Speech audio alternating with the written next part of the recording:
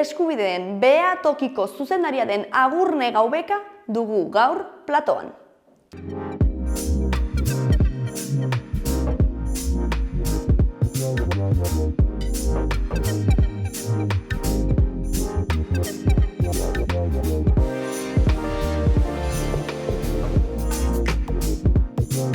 Ongi etorri, Agurne. Eskerrik asko. Zer modu zaude, ongi? Ongi, bai. Hasi garaztea ongi edo... Bai, lanpetuta baino bai, ongi. Zaudete lanez gainezka? Bai, egia da euskalgintzan orain tope gabiltzala ez, ez dira berri onak izaten azken aldian hizkuntza politikari dagokionean, eta hor, hizkuntza eskubideen behatokian ere horien guztien ondorioak pairatzen ditugu orduan bai, nahiko lanpeturi gabiltza bai.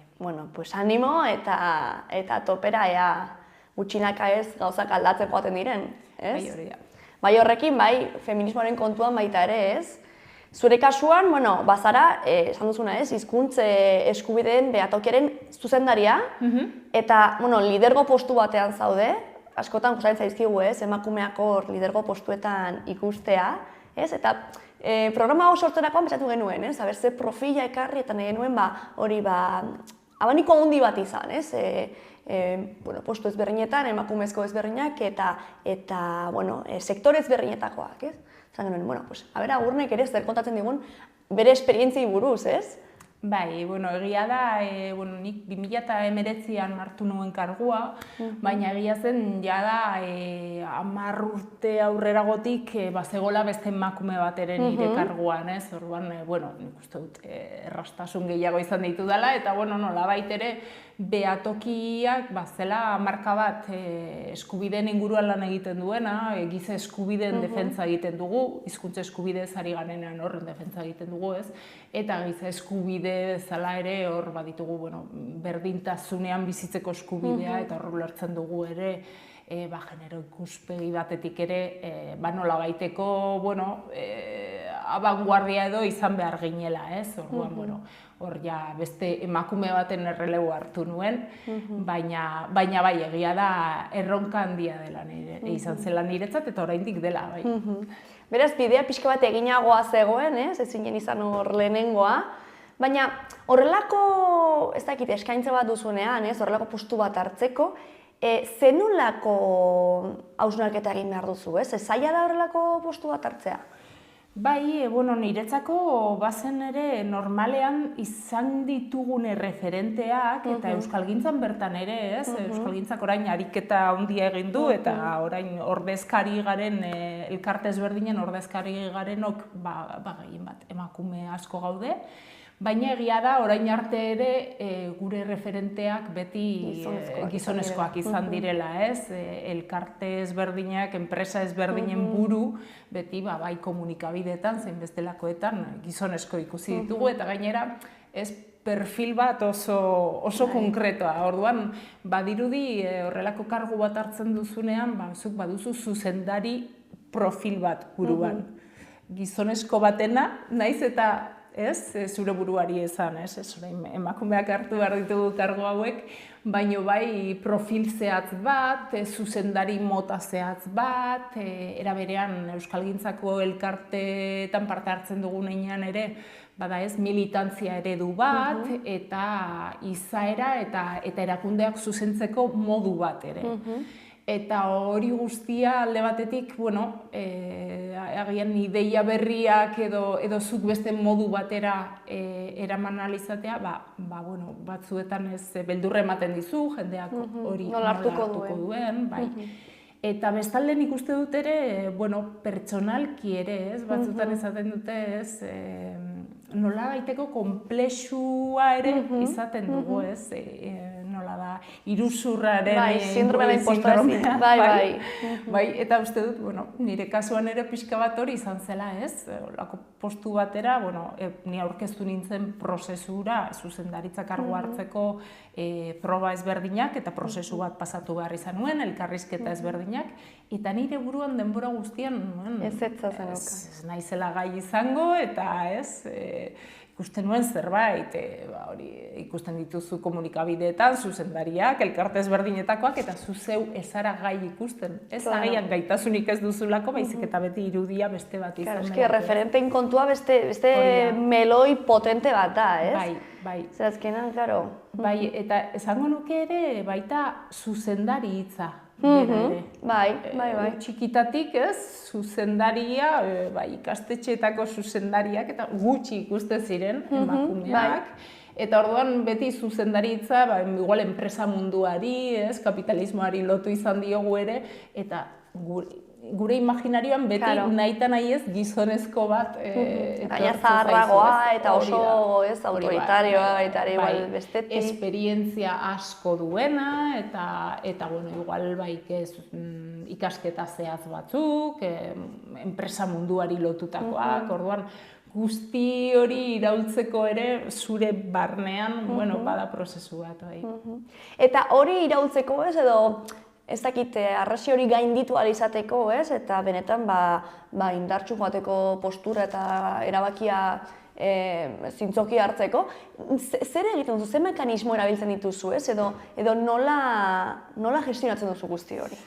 Begira, nire kasuan saiatu nintzen pixka bat ama izan zen erreferentzia, ez? Begira, niretzat oso garrantzitsua izan zen nire amak esatea, ez? Nik lortu ezin izan dudana edo nik ez ditut eukizuk euki dituzun aukerak eta nik egin dut esfortzu bat zuri hori eskaintzeko orduan, orain hartu behar duzu, zergatik ez, gaitasun berdina duzu beste edonor bezala, eta, bueno, nire kasuan, amari eskertzen diot, gugan sinetsi zana, eta paus hori emateko nahita nahi ez, referentzia izan da, Zer garrantzitsu baita ere hori ikustea, ez? Azkenean, garrantzitsua eta baita ere, responsabilitate puntu bat ere zuregan jartzen duzu, ez? Baina, generazio aldaketa hori ere kontuan izan da, ez?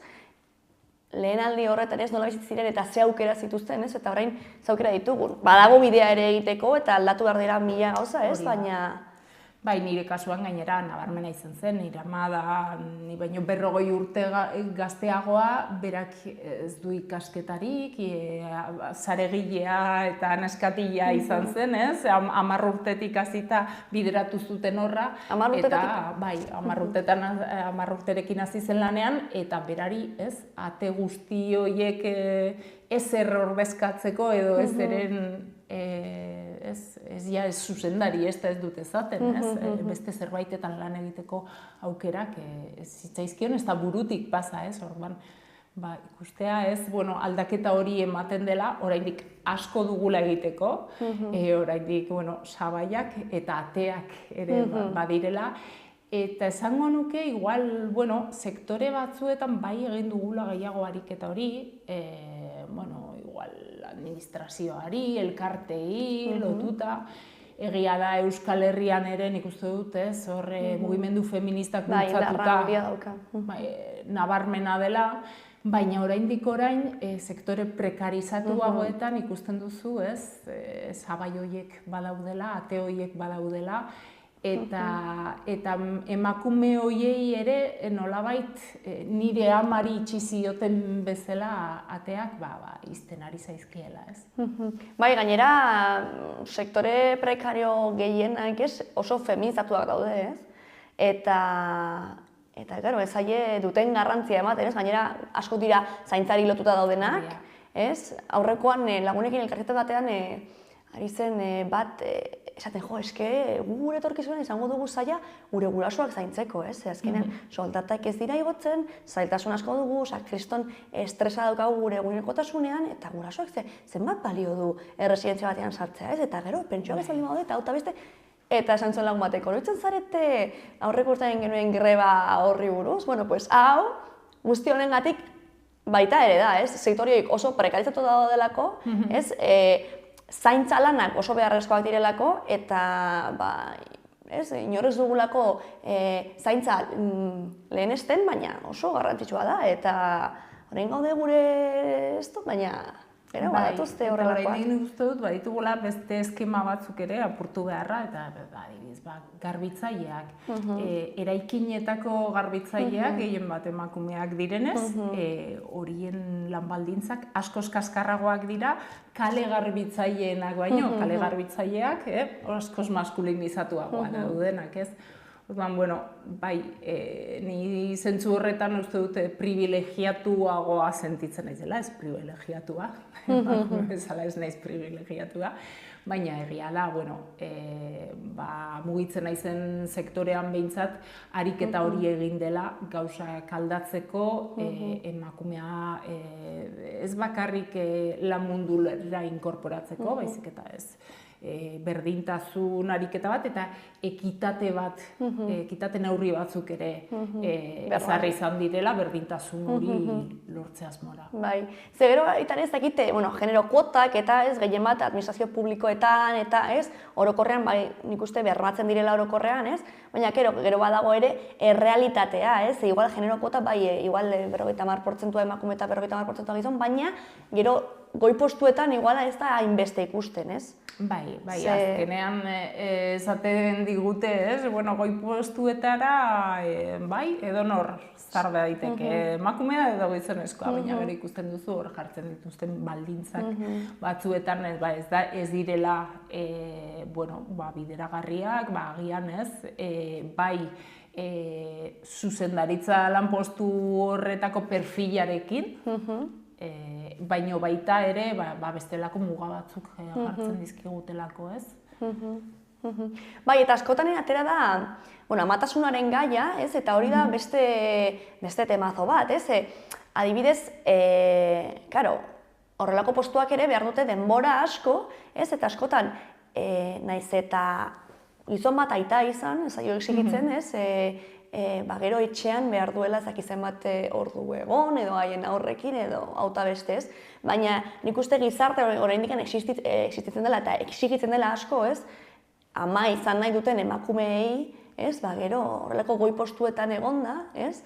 Gero etxean egun bar direla eta zer ingo gotela eta, ez? Bai, ni ez naiz ama, baina nire inguruan bai ikusten dute ez horrelako karguetan dauden emakumeak zenolako pisua duten. Ez bakarrik, beraien lana egiten dute eta egin nahi dute, baino bai jarraitzen zaielako exigitzen ez denera heltzea hori. Askotan bai ikusten duzu, emakume batzuk, ez? Ari direla langile edo zuzendari perfektua izan nahian, eta era berean ama perfektua, etxea eraman, hau bestea, eta horre ariketa badugu egiteko, ez?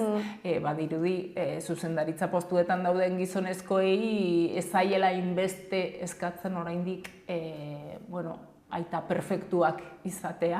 Claro, ez dago aita perfektuaren imaginario hori, hainbeste ez. Claro, orduan ez dagoen ez, ez errekin ez. Bai, hori nik uste baita ere oso nabarikoa dela, horrego gainera, dago jendea nahi duena izan guraso, ez duena izan nahi, ez? Baina horretaz aparte ez, izan nahi duenarentzat nik uste gorabera asko sortzen direla, ez? Askotan politikariak eta egon direnean hemen, ez? Eta bidaiekin eta gainera, eta... Bai, eta bestalde nik uste dut, ama izan ez garenok ere nolabait epaituak izan garela, ez? Inoiz pasatu izan zait, komentario, itxuziren bat jasotzea horren inguruan, edo galdera hori egitearena, baina egia da, askoren imaginarioan ere badegola, zuzendaritza lanpostu batera heldu da, familikargarik ez duelako, edo horrelakoak ez, edo, zuk lehenetzi duzu, amaz izatea, inongo galderarik egin gabe, jakin gabe zure bizitzaz ezer, norbaitek uste du, zuk lehenitzi duzula postu batera sartzea, edo lanpostu zehatz bat hartzea, ama izatea baino nahiago izan duzula, eta horrelakoak, batzuetan, gero eta gutxiago komentario zuzenak jasotzen dira, baina zeharkako komentarioak asko izaten ditugu, ama ez izate horren inguru. inguruan, eta bai, olako kargu baten inguruan ere bai. Bueno, eta ez du gainera ibatu duzu lehen, ez? Osa, oso komentario zuzen bat jaso zenuela. Bai, hori da, pertsona baten aldetik jaso nuen, zuzenean galdetu zidan ama nintzen edo ez, eta, esan zidan bere iritziz oso egoista zela ama ez izatea, eta nolabait gizartearen ongizatea bigarren maila baten utzi nuela nire ambizio pertsonalengatik edo nire lanpostuagatik edo, nik argi erantzun nion, gizartearen alde lan egiten ere ari naizela, gizarte honen ongizateaz ari garelako, giza eskubidez ari garelako, eta oso itxusia eta errespetu falta iruditzen zitzaidala hori. Eta, bere erantzunaren arabera, galdera berdina egingo zion gizonezko bati edo emakumezko bati, baina gero ikusten duzu, horrelako galderak ez dituztela, zure kargu berdinean dauden gizonak edo gizonek ez dituzte horrelako galderak jasan behar. Eta gainera horretan ez sartu nahi bagenu, ez? Nik uste dut askoz ere egoistagoa dela gaur egun dagoen munduan haur bat ekartzea, ez? Azkenean, ez? Nik zer dakit, azkenen egoismoz hitz egin behar baldin badugu, ez? Bakoitzak badu bere, bai, da hori azkenean bakoitzaren bizitzak eta bakoitzak ikusiko du pixka zer egin, baina norbait ezagutu ere egin gabe horrelako hori guztiz. Bai. Gainera zu izatea, pentsatzea zu daukazula ez eskubidea hori galdetzeko, ez? Batutan hitz egiten dugu guzti honi buruz, ez? Dauden, kesaizko zabaiei buruz, edo dauden egoerei buruz, ez? Eta nik uste batutan ez ditugunean adibide zehatzak esaten, jendeak uste duela gaudela, ez? Hausnartzen edo gure pelikula sortzen, ez? Nik uste dut ikusten nautela horrela, ikusten dut argi eta garbi, zuzenean esaten didatelako eta zuzenean esaten dudalako matxismo hori, ez? Bai, edo askotan galdetzen dizute ez, ez zara ama, ez? Eta ez esaten duzuna, iziltasun inkomodo batzutan. Nik ez dut ikusi, igual bazkari batera, afari batera joan zara, ez? Jende ezberdinarekin, karguarekin batzutan tokatzen zaizu, ez? Ordezkaritza lanak eta egitea. Eta ikusten duzu, nabaritzen duzu, gizonezkoei bestelako gai batzuk ateratzen dizkietela. Egia da, Euskal Herrian sortea dugula mugimendu feministak lan handia egin duela azken urteetan, eta gero eta gutxiagoa dira horrelako egoerak. Baina esan dudana ere, uste dut, sektore batzutan agian eman direla horrela pausoak, baina bestelakoetan horrelakoak jarraitzen dute ematen, eta badirudi berdin zaigula, ez? Gero ere, nabaritzen dut pixka bat ezberdintasuna, Euskal Herrian agian zaizkit hainbeste gertatu, baina bai kanpoan, bai internazionalean, ez daude ohituta herrialde batzutan, eta ez dut esaten Kazajistan, bai. Horrelako herrialdez, naiz, Europar Batasunean bertan, entitate askotan ez daude ohituta zuzendaritza karguak oraindik emakumeek eramatea, edo beste modu batetako zuzendaritza edo karguak izaten dira, ez? Gertatu zitzaidan ere, kasu baten, horrelako, gero, koktelak edo egiten dituzten kasuetan, eta hor, gerturatzea, eta ni nengoen emakume batzuekin hitz egiten, eta beraiek bazirudien, gizonezko baten idazkariak edo zirela, eta galdetu zidan gizonezko batek ere, ea nire lankidearen idazkaria nintzen, ez? Ni honean zuzendaria nintzela, harritu zen, normalean, ez? Esan zidan gainera, hizkuntzalaritza edo hizkuntzaren inguruan ibiltzen direnak, egia da, emakume gutxi zaudetela gazteak, esan zidan. Gazteak, eski hori beste temazo bat. Bai. Adinaren kontua. Bai. Ja ez naiz hain gaztea, baina bai gazteago nintzenean, agian bai nabaritu izan dudala hori ez. Gaztea eta emakumearen hitzak beti gutxiago balio izan duela. Hori ere, ari gara aldatzen, batzutan ez, ideia berriak bilatzen ditugun heinean, eta horrere eman diogu beste toke bat, baina oraindik estamentu askotan gaztea eta emakumea izateak badirudi zure hitzak gutxiago balio duela. Gainera ikusten zaituzte ez, zerbait, hori zure hitza ez duela balio, ez duzula jakinduria nahikoa, ez? Eta izan behar zara nik uste, karo, gero badago ere ez, lidergo eramateko modu bat, ez, beti ikusi duguna, ez, edo referente moduan izan duguna, ez, dela nahiko agian, ez, zorrotza, inkluso autoritarioa, bortitza izan daiteke, ez, eta gero, nik uste baita ere, emakumezko gazte hauek, ez, agian igual beste lidergo mota batzuekin, edo, ez, hasi nahi dute, ez, edo eraman nahi dute, haien taldea edo, haien lana, baina batzutan ikuste kostatzen dela, ez, haiendako ere, batzutan jarri behar dira haien modu berberean, ez, haien kasu ere egiteko, ez, hori baita ere. Bai, lan egiteko moduak ere oso ezberdina dira, beti, ez, oraindik gizarte hau oso jerarkizatua dago, enpresa mundua adibidez oso jerarkizatua dago, ez, orduan, nik uste dute, betik ere nola ikusten den zuzendariaren zera, eta igual horri ere buelta bat eman behar zaiola, ez? Ardura partekatuetan, lan taldean erabakiak hartzean, hor ere batzuetan badago zeregina, eta hori ere irauli dugu nolabait, ez? Parte hartzaileagoak egitea prozesuak, eta gero esango nuke ere baita agian hitz egiteko forman.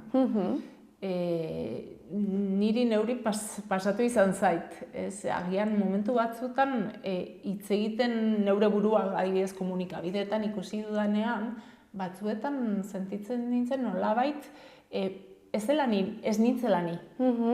Zela beste baten rola, papera edo, erasokorroagoa edo ez dakit nola esan, ez? Ni ez naiz erasokorra, baino bai naiz, kontundentea edo nire mezuetan, baina hori gero espresatzeko orduan, egia da, ditugun erreferenteengatik oso mezu, ez dakit, maskulinizatuak batzutan hartzen ditugula, ez?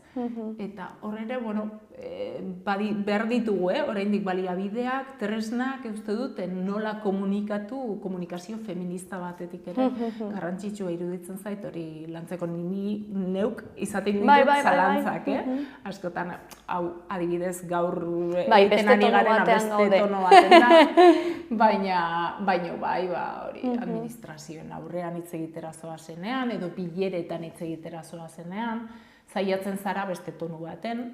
Egia da, emakumeak dauden espazio bat bada, igual erosoago sentitzen zarela, baina rol batzuk, igual ez dira zureak, dira, kanpotik hartu dituzunak, eta batez ere, horrelako karguetan, bestelako erreferente batzuk, erreferente politiko eta sozial batzuk izan dituzulako, askoz, hori, ez erasokorra edo ez dakit nola esan oso ni. Bai, agresiboagoa, edo, bai, izan daiteke, bai, bortitzagoa edo zorrotzagoa, edo ez dago debaterako horre tartea, edo, bai, ikasi duguna, baina normala da, ez nik uste baita ere, azkenean beste modu ere, xamurtasunetik, goxotasunetik, ez gaituzte entzuten, ez da ere sinisten, ez. Orduan, karo, haiek bezala hitz egin behar dugu, gu ere, ez, entzunazteko. Baina, karo, nik uste hori aldatu beharko litzatekeela, ez. Formula berriak ere, gu ere eroso sentitzen garen, ez, formula berri horiek bilatzeko. Baina prozesu behar da, ez. Gizartea ez baldin badikoa momentu berean, bai.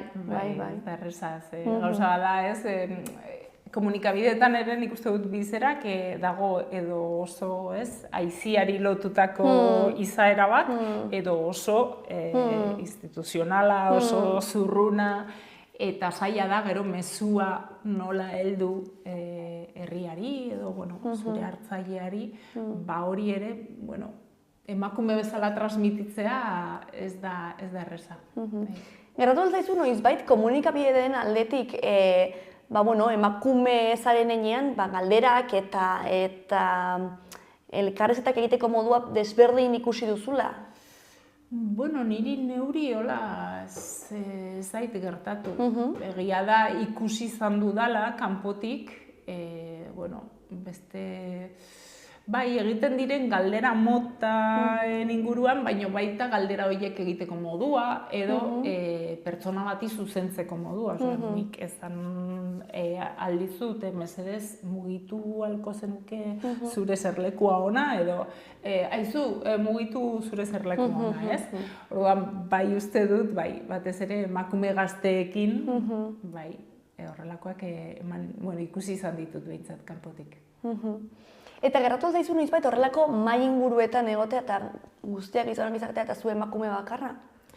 Bai, kargu honetan ez, baino aurretik sindikalgintzaren munduan dagoen izan naiz, eta oso ohikoa izan da. Oso maskulinizatua baita ere sektore hori. Eta hor garai batean zegoen gaur egun egin ditugun ariketa guztiak eta eginak ez zeuden, eta komentario erabat desegokiak eta matxistak, eta gainera ez, jende baten partetik, uste dutena, brometan ari direla eta ez hartu horrela, edo... gertatu zitzaidan ere gogoratzen dut abokatu batekin, abokatu horrekin eztabaidan, momentu batean abokatu horrek desbideratu nahi zuen gaia, edo ni urduri jarri, eta zaiatu zen ezaten, ea ez nuela eraztunik, eta ea eskonduta banengo, edo ez, ikusten dut ez zaudela eskonduta da, baina zertaz ari gara, ez? Egia da, abokatu lehengo garaietako bat izan zela, baina berdina, pentsaezina da nire lankide gizonezko bati galdera hori egina izana, edo agian beste estrategia bat erabiliko zuela, baina estrategia itxusita matxista hori, zuzenean joazen emakumea eta gaztea nintzelako ez. Claro, eske, sindikalismo mundua baita ere da oso maskulinizatua eta batzutan gertatzen da, ez, hitz egiten duzunean, sektore maskulinoetan lan egiten duten emakumeekin, jasaten behar dituzten egoerak, ez, komentarioak eta bromen kontuan niretako hori, oso zaila da, bideratzen edo azaltzen nola broma bat ez den broma bat zuri buruzkoa ez baldin bada, ez, esan nahi dut. 200 gizon fabrika batean komentario homofobo eta matxistak egiten, oie bromak dira? Bai. Eta gero igual batik bat sektore industrialean eta hola, karo, batean agertzen da emakume bat, borroka baten inguruko hitzaldi baten bateko dena delakoa, eta aurkitzen zara, zaudela toki batean, non emakume biluzien posterrak dituzun atzean, eta ezke gauza horiek gertatzen dira, nik ikusi izan ditut, orduan. Eta, karo, zegin behar dugu, isildu, kasu horretan nik esan hon, mesedez, kendu nik hitz egitea nahi baduzue. Horre beste bada, erreferentzia izatea edoze borrokatan, gizonak bakarrik dauden edo gizonak gehiengoa diren talde batean emakume bat erreferente izatea, gaur egun nik ere oraindik toki batzutan zaila ikusten dut. Bai, hala da. Gutxiespen toke bat badago, eta gutxiespena badago beste ez dakit, zantzu bat edo hartu diodanani, esateko, zara oso agintaria, oso mandona, esaten dana, lidergoa hartzen zailatzen zaren bakoitzean. Hori, berdinak gizon batek lidergoa hartzen duenean, inork ez dio egozten, nola baita agintaria dela, edo, ari zara niri zerbait inposatzen eta horrelakoak. Bai, nik uste hori ikusi izan dugula, txikitatik inkluso eskolan, ordezkaritzaren bozkaketetan, non izan behar zen klaseko ordezkaria, ez? Bai. Eta, beti ziren klaseko mutilak ikusitakoak, ez? Eta gainera, ez dakit postu hori super ongi egingo zutelako, ez? Naiz eta, hori, hitz egiten zutelako lotxarik eta aurrera, ez? Baina, bai. Eta gero, esango nuke ere bestalde bat badela zenolako karga hartzen dugun, ez? Badirudi batzutan erakutsi behar dugula. Bikoitza, bai. Egiten dugula, ongi egiten dugula, toki guztietan gaudela, eta nahita nahi ez, eure buruari inposatzen dizkiozun, marra gorriak edo, ikusten ditut hori autoexigentzia hori emakume askotan asko handiagoa da, lehen aipatu dut, zure bizitza pertsonala eta lanekoaren konpatibilidade hori, baina baita lanean bakarrik autoexigentzia maila handia dugula, batzutan erakutsi beharra, ongi egin dudala, eta kargu honetan jarri banauzue, erakutsi behar dut ongi egiten dudala. Bai, hori baita ere hitz egin izan dugu askotan elkarrizketa hauetan, eta karo, ez diguten ez aukera asko ematen, ez? Gero ditugun ez erreferente asko, ez? Baduzu karga, erreferente bat izan behar naiz, gero bestetik ongi egin behar dut aukera eman didatelako, demostratu baldut gai garelako, ez ni, zu pertsona bat zara, ez emakume guztiak, ez? Bueno, pues, karo, ardura handia da, eta mentalki ere oso pisutsua. Bai, beste bat ere bada, gero emakume euskaldun bezala, ez? Ez hori hiru zapalkuntzak, ez? Karo, beste sabai bat da, ez? Ez da, feminismoaren erekin lotuta dagoena, baina bai. Hori da, hizkuntza zapaldu batetako kolektibo bat garen heinean, uste dut hor ere goazela iruditzen zait batzutan, ez? Euskal Herriko emakume motxila handi batekin, ez? Eta orduan zoazen tokira, zaudie begiratzen, gaztelaniazko mezu bat bada, femeninoa ere erabile duten, euskararen presentzia dagon, ea karguetan emakumeak ere badauden, pixka bat, arlo guztiak ikutzen ari zara, eta hori bada ere feminismoa, ikuspegi horretatik ikustea, eta ja, zer esanik ez, emakumea razializatu bat bazara, hori, LGTBIQ+ taldeko pertsona bat bazara, ere zenolako kargak, baina, hori bada ere transbertsalitatez borrokatzeko, grina ere badugu Euskal Herrian, kolektibo zapaldu bezala. Bai, nik uste oso nabaria dela, beste tokiekin konparatuta askotan nabaritzen duzu, egin den lanketa, egin den lana, eta eskertzekoa da behintzat, zentzu horretan, privilegiatuak gara, egin dugun borroka edo egin duten borrokaraengatik, baina bai, azkenean ikusten da.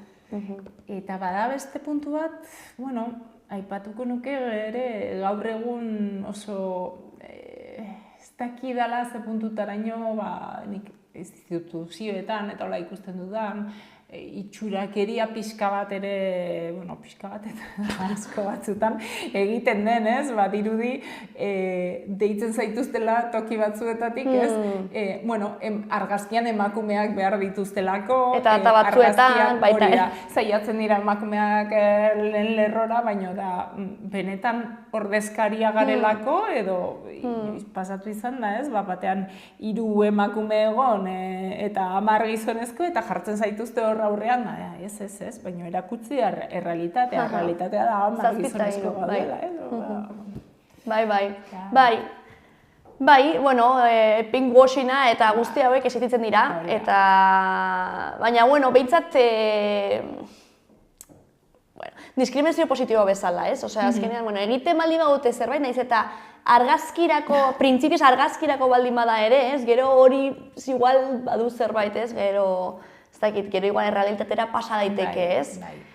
Bai, hasiera batean, amorrua ematen du, ez? Gero, eta baita ere adibidez, ez dakit, ni baita ere artearen munduan nago sartuta, ez? Eta igual behar dute martxoan guztian nahi dute, emakume bat, emakume artista bat, emakumeen gaiak, aizue. Urte osoan zearekin daitezke horrelakoak, ez? Eta batzutan ez martxoan jaso dituzu dei guztiak, ez? Martxoan edo azaroaren 25ean. Behar dutelako talde feminista bat edo gai feminista bat jorratu, ez? Bai, baina, Horrendikan nik uste, badagoela asko egiteko, ez? Eta zabai asko apurtzeko, baina... Gure sektorearekiko edo euskalgintzarekiko bai izango dut pinkwashing horrekin ere, ez? Orain bai oso modan dago eta dena, ez? Emakumeak lehen lerrora hau bestea, baina gero inor gutxi arduratzen dela, adibidez Nafarroan berton, ez? Zerbitzu ginekologikoak edo, ez? Eraso sexista jaso dituzten emakumeen zerbitzu psikologikoetan, adibidez, euskaraz hitz egin ahal izatea emakume horiek, hori ere, ez, bada, nolabait neurri feministak ezartzea, eta horretaz ja, badirudi beste gai bat dela, ez, baina berdinaz ari gara. Bai, gainera, ginekologiaren kontua bada meloi handi bat. Ez bakarrik hizkuntzaren aldetik, baizik eta orokorren zerbitzuaren aldetik, ez? Ni oroitzen naiz, txikiagoa nintzenean, zeudela mediku ginekologiko baten kontsultak, ez? Eta orain, ez, erizainari bideratzen zaituzte, ez? Ez baldin baduzu zerbait oso larria edo, orduan bai hor, medikuaren bitartez bideratu ahal zaituzte, baina bestela erizaina bakarrik eta ongi, baina badaude ez, emakumezkoen zerbitzuak, geroz eta murriztuagoak alderdi askotan. Bai, oraindik, uste dut, osasuna bera ere ikuspegi pixka bat matxistatik hartuta dagoela, ez? Egiten diren ikerketa guztiak, eta lan munduan bertan ere ez dira ebaluatzen arriskuak, adibidez emakumeok karguak hartu ditugun heinean, jarraitzen da askotan parametro berdinetan laneko arriskuak ebaluatzen, jarraitzen da lan baldintzak ere parametro berdinetan jartzen, zan aldut ordutegiena, baina baita beste lan metodo edo lan mota batzuk, ez? Eta horrere, badugu egitekoa. Bai, agurre, bukatzen goaz, baina nahi dukin zein izan den zure ikasketarik garrantzitsuena lidergoan, ez, zauden, lidergo postu batean zauden azken urte hauetan, zein izan den zure ikasketarik garrantzitsuena? Nik uste dut zehazki hori, liderritzarena. Ez zait gustatzen, ez daki zergatik. Uste dut, ez dela beti hori lehen esan dudana pixka bat jerarkizazio hori edo nik uste dut gizarteak apurtzen joan behar dugula. Gehiago gustatzen zaitez, ordezkari izan zaitezke, baina egia da, ordezkaritza mota hori ere aldatu beharra dagoela, orduan lider hitza, nik usen azken urteetan behintzatez lidergo zuzendari hitz horiek ez ditut bate maite, eta egia da aldatuko nituzkela gizartean, eta hori ere, badela, ez, toke maskulinizatu hori nolabait aldentzea. Azkenean, horrek dakarren kutsu guztia, eta konnotazio guztia, igual hori da ez duzuna gustoko, ez? Bai, nolabait iruditzen zaidalako kompetentzia, aipatzen nuena ere presioak gure buruei jartzea, jendeak zerbait gehiago esperatzea zuregandik kargu hori hartu duzulako.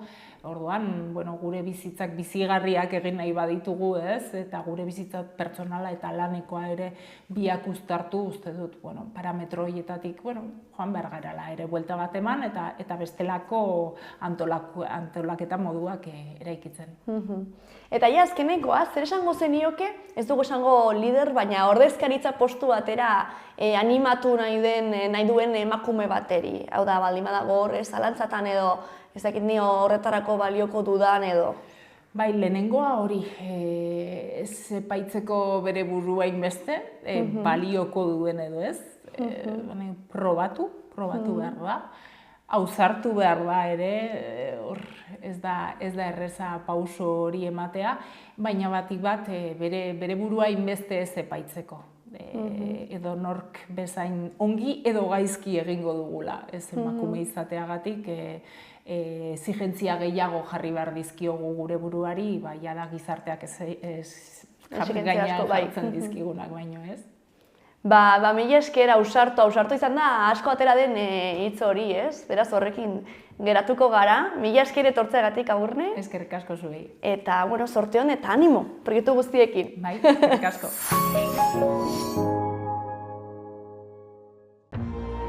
Gobierno de Navarra. Nafarroako gobernua.